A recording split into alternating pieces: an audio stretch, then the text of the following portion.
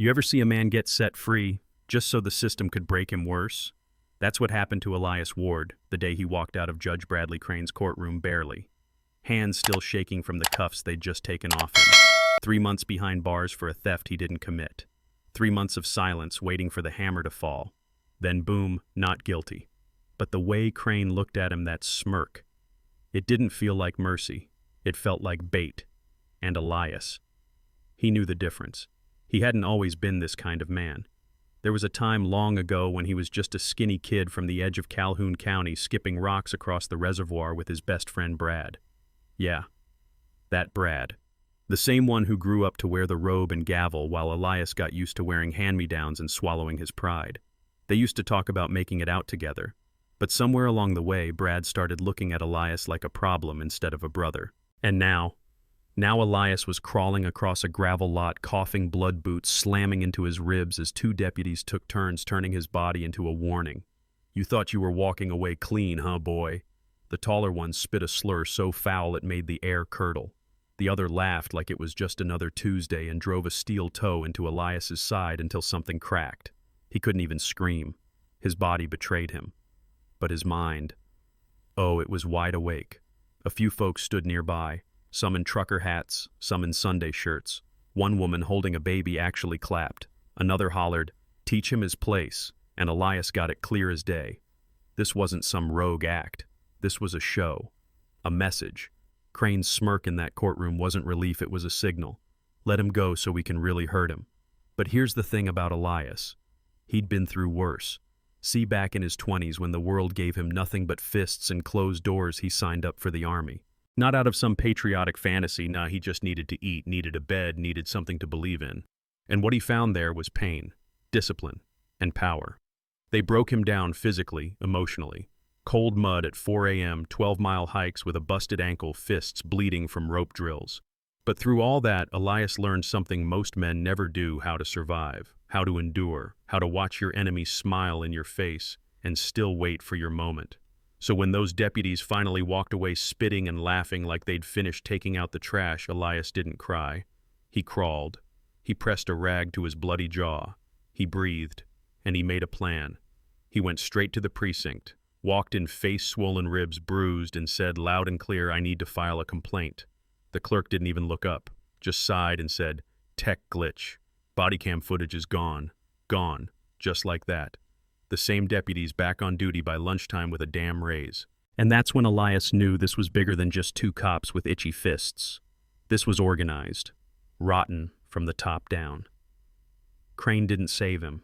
He set him loose in a town built like a cage. But you think Elias ran? No. He walked straight back into the fire, started gathering names, faces, times, the ones who cheered, the ones who knew, and most of all the ones who helped, like Officer Lenny Moore, a rookie, half the age of Elias, scared but not blind. He'd seen the footage before it was lost. He'd heard Crane's voice on the dispatch line, "Let him out, then let the dogs run." And more. He had the nerve to say something. He filed a quiet report. You know what happened next. 2 days later, Moore's patrol car got rammed off the road. No investigation, just silence. But Elias didn't stop. He reached out to Lena Chavez, an independent journalist who'd been chasing corruption in southern counties for years. Gritty, sharp, always carried 2 cameras and pepper spray. She ran his story what she had of it. Photos of bruises, eyewitness testimony, the history between Crane and Elias, and boom, Twitter caught fire. Justice for Elias. Judge Crane. Not over yet. Cable news picked it up, first local, then statewide. Then came the real storm. The sheriff gave a press conference, smiled too much, called it an unfortunate misunderstanding. Mayor Whitcomb fumbled through her statement, claiming she was deeply troubled. Meanwhile, the town council silent. But the people weren't. Some rallied, some rioted. Half the town showed up with candles and cardboard signs.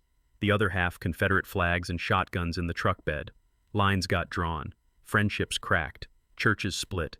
Even Elias's old pastor told him quietly, "Son, you're stirring things up. Maybe it's time to let it go." But Elias didn't come this far to let it go. Then came the internal hearing. Crane stood there, face blank, lips thin, flanked by 3 lawyers and a police union rep who looked like he hadn't blinked since the 90s. Elias was there too, alone, but not quiet. He spoke. Calm. Measured. He told them about growing up with Crane, about the betrayal, about the trap. He played the partial voicemail Moore had smuggled out before his crash. And then he paused and said, "I don't want revenge. I want truth." The room went dead silent. One commissioner asked Mr. Ward, "Are you pressing formal charges?" And here it was. The choice. If he said yes, Crane would face investigation, maybe suspension. But the backlash would be brutal. To him. To anyone who helped. People like Moore. Like Lena. Even kids who wore his name on their shirts could get caught in the storm. But if he said no, then Crane wins. And worse, he gets to do it again. Elias looked down at his hands, still bandaged, still shaking. He closed his eyes and said, "I press charges." Yeah, he chose fire. And that's when the gloves came off. Crane's lawyers leaked a fake video spliced footage that made Elias look like he staged the beating for clout. The media ran with it. He got death threats. People spray-painted "liar" on his door. Strangers followed him in grocery stores. Drones hovered near his windows. His niece got shoved at school. But he also got letters, dozens, hundreds, from veterans, from moms, from a retired judge in Wisconsin who wrote, "Truth has enemies. Keep standing." And so he did, even as his body healed slower than his spirit, even as Lena got doxxed and had to move, even when Officer Moore disappeared off the grid. Elias kept going. And that's where the real story begins. Because what happened after the cameras left, that's the part they never show you. 3 days after the hearing, Elias woke up to a brick through his front window. No note, just glass on the kitchen tile and the smell of gasoline from the rag they didn't light. Yet, it was a warning, subtle as a gunshot. The cops came late, took no notes, didn't even bag the brick. One of them, Officer Benton, smirked as he walked out. "Y'all sure like drama in this neighborhood," he muttered. And that's when Elias realized he was being watched, not protected.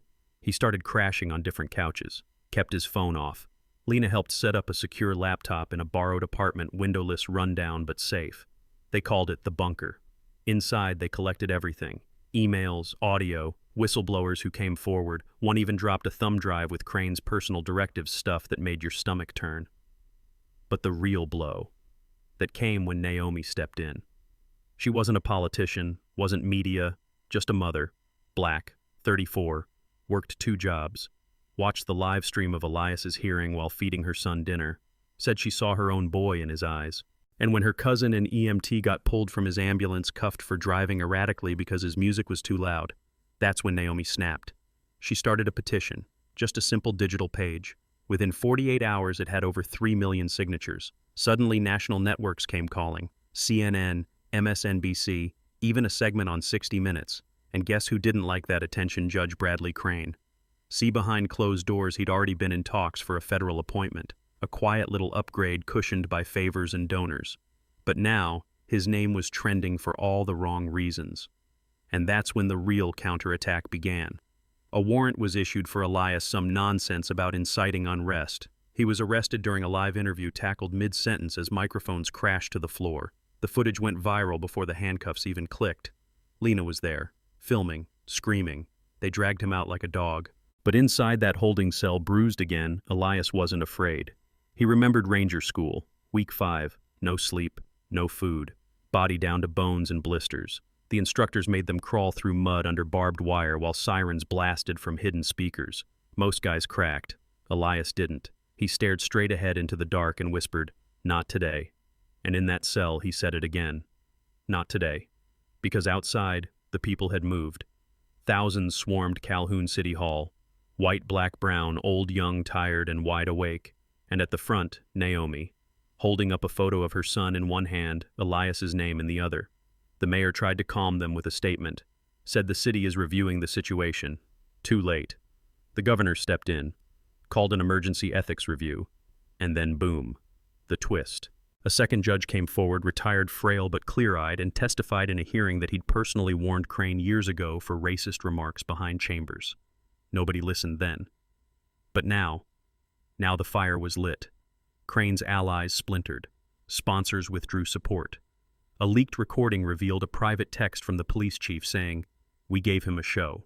He gave us heat." Elias was released no bail. And when he stepped out that second time, this time with cameras flashing and chants echoing through the city, he didn't smile. He saluted. Simple, sharp, clean. And the crowd roared. But here's the thing. That wasn't the end. Because just when they thought they'd cornered Crane, he played one last card. A press conference. Slick suit, softer tone. Claimed he was stepping down for the good of the city but blamed social media mobs, misinformation, and false narratives. Said he'd been misunderstood. Elias watched it from the back of a small diner, his hood up fries, cold hands clenched. He looked at Lena, looked at Naomi, and asked the question he never thought he'd say out loud. Should I stop? They were quiet. For once. Because they knew what he meant. He could walk away now. Write a book. Go quiet. Let the dust settle and be the face of a moment. Or he could go public with the rest, the footage, the names, the machine that Crane was only a part of, but the cost. More enemies, more threats, maybe worse. It was a choice between peace and justice, between survival and change, and Elias chose. That night he went live, his face still healing, his voice calm. He told the story raw, no polish. From the backyard days with Brad to the courthouse smirk to the bruises to the bricks to the choice. And then he said, I forgive him. Yeah. That part stunned even Lena. But then Elias leaned closer to the lens and added, but forgiveness don't mean forgetting. And it sure as hell don't mean silence. I forgive him so I can be free, but I'm still coming for every last piece of this broken system. Until it learns to fear the truth more than it protects the lie. The next morning, front pages. Network leads. Hashtags lit up again. Some called him a hero. Some called him a liar. Some called him a traitor. And the death threats rolled back in like a tide. But you know what Elias did? He went to the park, sat on the bench with Naomi, bought her son a snow cone, told him about stars and satellites and why the sky always looks bigger after it rains. Because real heroes, they don't run from the fire. They walk through it, bruised, burned, breathing. And that's the story of Elias Ward, the man who beat a judge, not with fists, but with truth. The system bent, it cracked, but it didn't break. Not yet. And now, that part's up to you. So what would you have done? Drop your thoughts in the comments. Do you believe in forgiveness? Or is justice only real when it stings? Like, share, subscribe, and come back tomorrow. Because the next story, it might just hit closer to home.